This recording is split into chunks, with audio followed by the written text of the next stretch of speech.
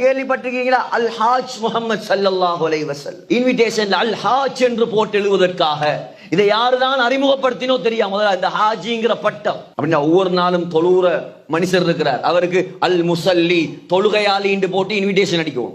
ஏ மனிதர்களே, இத்தகூ ரப்பக்கும், அல்லாஹ்வை பயந்து கொள்ளுங்கள். ஹஜ்ஜிக்கு மட்டும் எங்க இருந்து வந்ததோ தெரியா, அல் ஹாஜ் ஹஜ்ஜி செஞ்சவர். சலாம் கொடுக்கிறது ஹஜ்ஜிக்கு போறது இது ஒரு முசீபத்தா மாறிட்டு இந்த காலத்துல. ஹஜ்ஜிக்கு போற யாரு காட்டி தந்த வழிமுறை?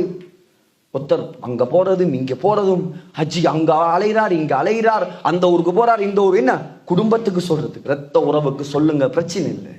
ஒரு பள்ளியுடைய ட்ரஸ்டி சொல்றார், அதற்கு கஞ்சி முறையில பேர் லிஸ்ட் போட்டு இருந்துச்சு, அதுல வந்து சொல்லிட்டு போறான், ஹாஜி நான் ஹஜ்ஜிக்கு போன வருஷம் என்ற பேர் ஹாஜி இல்லை. ஹஜ்ஜை முடித்து அருளை சுமந்த ஹாஜிகளாகத்தான் நீங்கள் வர வேண்டும்.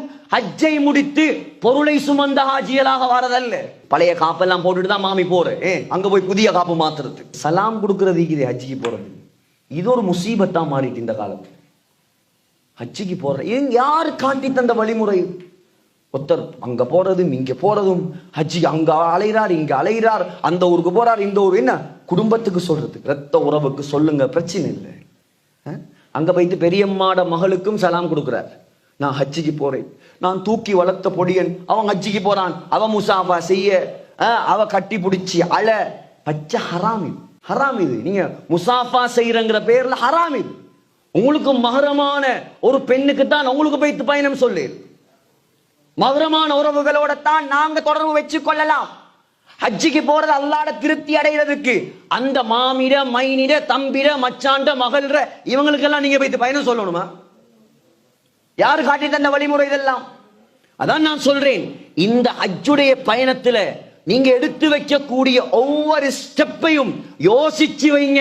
நான் வைக்கக்கூடிய இந்த ஸ்டெப் அல்லாஹ்வுக்கு பொருத்தமான ஸ்டெப்பா, அல்லாஹ்வுக்கு பொருத்தம் இல்லாத ஸ்டெப்பா?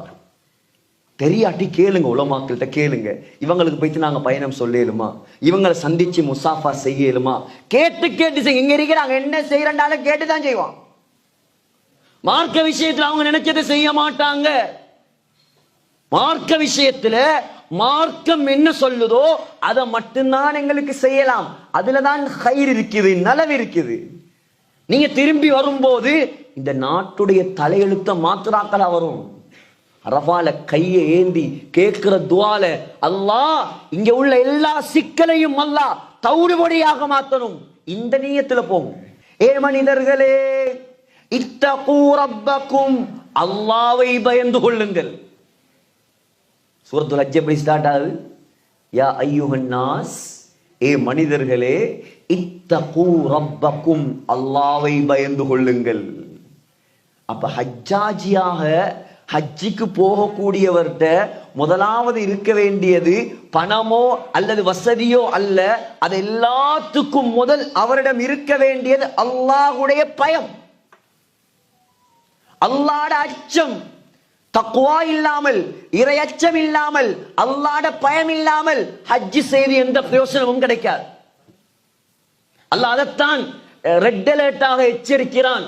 நீங்க முதலாவது ஹஜ்ஜிக்கு போற நீங்க எடுத்துக்கொள்ள வேண்டியது முதலாவது அல்லாஹ்வுடைய பயம்.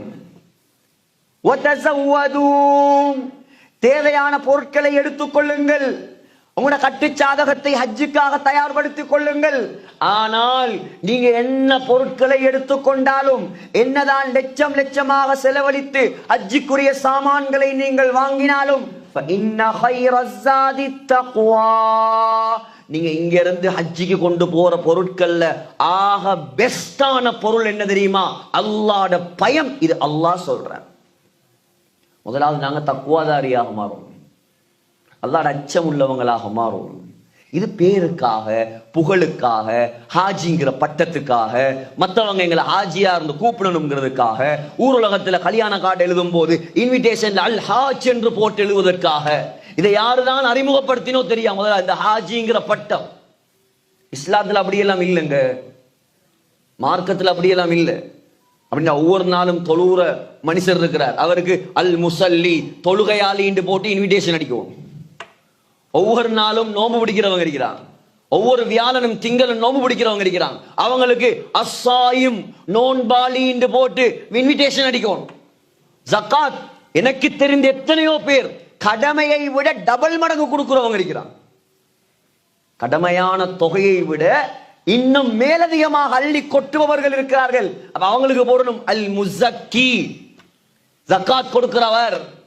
ஹஜ்ஜிக்கு மட்டும் எங்க இருந்து வந்ததோ தெரியா, அல் ஹாஜ், ஹஜ்ஜி செஞ்சவர்.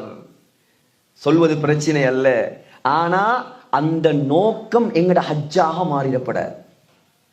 ஹாஜிங்கிற பட்டம் அல்ல எங்கட நோக்கம், ஹஜ்ஜி செய்வது அல்லாஹ்வுக்காக. அப்படின்னா உலகத்துல முதலாவது இந்த மார்க்கத்துல ஹஜ்ஜை நமக்கு அறிமுகப்படுத்தி அந்த அமல்களை செய்து நமக்கு காட்டி தந்த ஸல்லல்லாஹு அலைஹி வஸல்லமுடைய பெயருக்கு முன்னால எங்கேயாவது கேள்விப்பட்டிருக்கீங்களா? அல் ஹாஜ் முஹம்மது ஸல்லல்லாஹு அலைஹி வஸல்லம்.